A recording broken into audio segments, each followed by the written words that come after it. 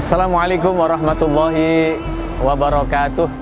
Alhamdulillah saat ini saya sedang berada di kota suci Madinah, dan di belakang saya adalah Masjid Nabawi, salah satu masjid besar di tanah suci yang menjadi impian bagi setiap umat Islam untuk datang berkunjung, ziarah dan beribadah di dalamnya.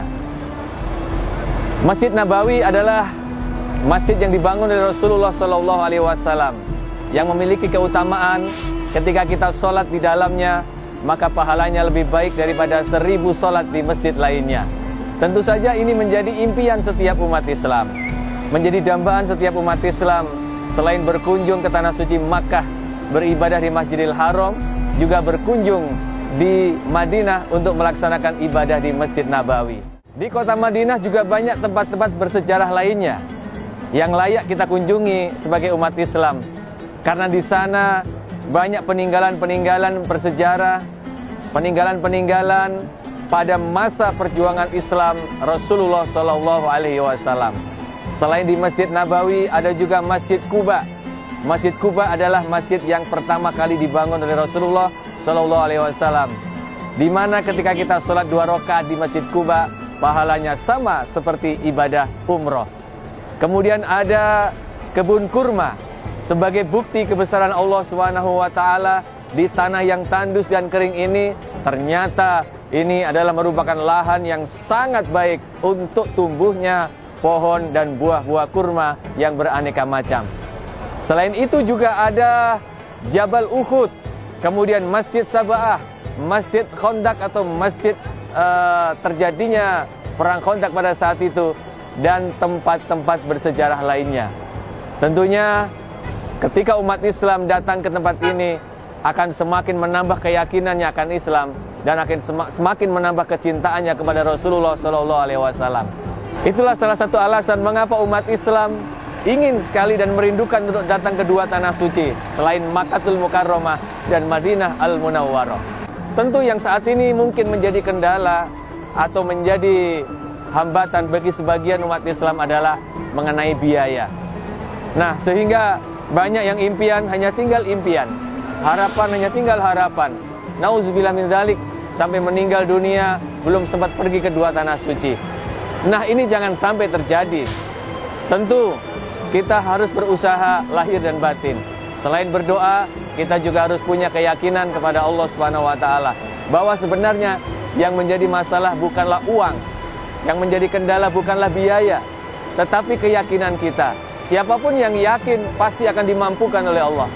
Siapapun yang yakin pasti akan diberi jalan oleh Allah Subhanahu wa taala. Dan sudah banyak buktinya. Orang-orang yang secara finansial sangat minim, orang-orang yang secara kehidupan sosial mungkin di bawah rata-rata, tetapi banyak yang sudah datang ke tanah suci, sudah datang ke Baitullah untuk melaksanakan ibadah haji, melaksanakan ibadah umroh, dan ziarah kepada Rasulullah SAW. Itulah makanya pemirsa, bagi Anda yang ingin datang ke tempat ini, bagi Anda yang ingin datang melaksanakan ibadah umroh, jangan kecil hati. Siapapun hamba Allah, apapun latar belakangnya, punya hak untuk datang ke tempat ini, punya kesempatan untuk datang ke tempat ini. Jangan berkecil hati. Yang penting adalah kuatkan niat, kemudian mulai sedikit demi sedikit menyisihkan harta kita. Dan disitulah nanti ketika kita sudah maksimal menabung, maksimal menyisihkan harta kita, selanjutnya Allah yang akan mencukupkan, Allah yang akan menyelesaikan.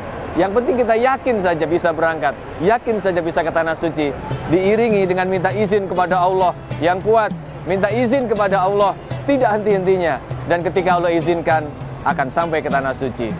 Tetapi ketika Allah tidak izinkan, biar uang banyak, biar harta banyak, nggak akan pernah bisa sampai ke tanah suci Mekah dan Madinah.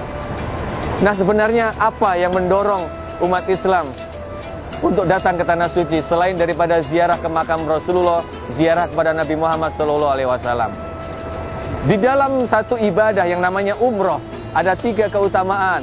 Yang pertama, dosa kita akan diampuni oleh Allah, doa-doa kita akan dikabulkan oleh Allah, dan semua biaya yang sudah kita keluarkan untuk pergi ke tanah suci akan diganti oleh Allah Subhanahu wa taala. Tentu ini sesuatu yang sangat membahagiakan bagi umat Islam. Inilah yang disebut dengan jamuan Allah, penghormatan Allah yang diberikan kepada tamu-tamunya, karena orang yang datang ke tanah suci melaksanakan ibadah umroh adalah tamu-tamu Allah. Al-Hujjaj wal Umar wafdullah. Orang yang haji, orang yang umroh adalah tamu-tamu Allah. Maka ketika datang ke tanah suci, Allah berikan jamuan utama, jamuan yang membuat kita bahagia. Dosa kita sebanyak apapun ketika berangkat ke tanah suci, maka pulang dari tanah suci bersih dosa kita, bagaikan baru dilahirkan oleh ibunda kita ke dunia. Apapun permintaan kita, apapun doa-doa kita di tanah suci, Allah kabulkan. Allah dengarkan lalu Allah kabulkan. Kemudian Allah berjanji bahwa apa yang sudah kita keluarkan, harta kita, biaya kita, uang kita akan diganti oleh Allah Subhanahu wa taala. Maka Allah Subhanahu wa taala sangat memahami kebutuhan hambanya. Mereka sebenarnya masih banyak kebutuhan-kebutuhan yang harus terpenuhi, tetapi mereka ikhlas menyisihkan sebagian rezekinya untuk datang ke Baitullah. Maka uang itu akan diganti oleh Allah. Dan umroh adalah suatu ibadah yang bisa menghilangkan dosa dan menghilangkan kefakiran. Itulah mengapa Anda pemirsa semuanya yang belum pernah pergi ke tanah suci harus pergi ke tanah suci. Harus, walaupun mungkin ibadah umroh. Karena kalau haji ada regulasi dari pemerintah kita yang mengharuskan menunggu sekian tahun. Tapi setidaknya Anda datang ke tanah suci melaksanakan ibadah umroh, rasakan nikmatnya ibadah di tanah suci. Rasakan nikmatnya dijamu oleh Allah Subhanahu wa taala. Rasakan nikmatnya jamuan Rasulullah SAW di kota Madinah ini. Dan di tanah suci inilah kita bisa lebih menghayati apa makna kehidupan ini. Apalagi ketika kita bermuhasabah di padang Arafah bersama ribuan jamaah dengan berpakaian ihram, berpakaian serba putih. Di situ kita akan bisa merasakan bagaimana miniatur dari padang mahsyar.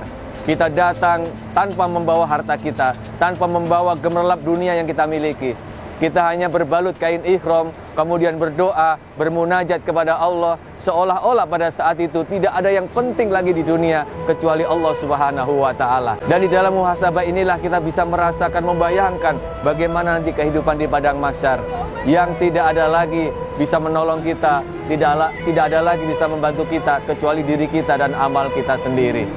Itulah makanya dalam perjalanan umroh juga kita berikan muhasabah, kita berikan renungan-renungan dan doa bersama agar pada saat nanti pulang dari tanah suci, pulang dari melaksanakan ibadah umroh, benar-benar kita merasa terlahir kembali sebagai manusia, kita terasa terlahir kembali sebagai hamba Allah dengan semua yang serba bersih, semua yang serba baru, semangat baru, dengan produktivitas yang meningkat, dengan semangat yang baru, dan semuanya seolah-olah ibarat komputer seperti baru saja diformat ulang dan siap diisi dengan aplikasi-aplikasi yang baik, diisi dengan program-program yang baik.